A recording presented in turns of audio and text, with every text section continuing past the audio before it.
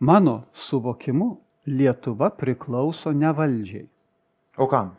Lietuvos žmonėm, nes mes, žmonės, kartu su šita teritorija, savo kalba, savivoka, ką labai gražiai ir teisingai ir labai seniai žydai išaiškino, nuo savivokos priklauso viskas.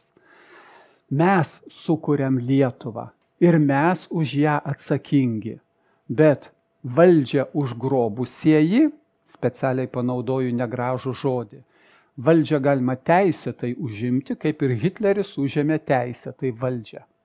Jis teisėtai išrinktas buvo.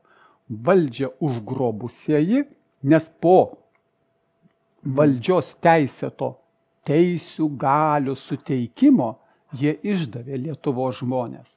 O išdavimo mechanizmas irgi labai paprastas.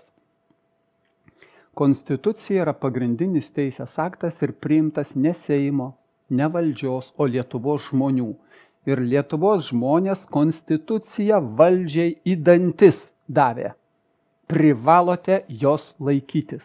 Kai tik sulaužote konstituciją, jūs tampat nebeteisėti. O ar valdžia laikosi konstitucijos? Tai vat tame ir reikalas, kad jie nesilaiko. Ir čia mes prieinam prie to mano seno termino, kad ką aš ir kartoju.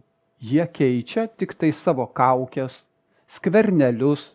Čia Skverneliui reikia padėkoti už pavardę, bet jinai grinai teisinga. Švarkelius, jie keičia tik tai iškabas, o bendrą savo kryptį, sisteminę kryptį.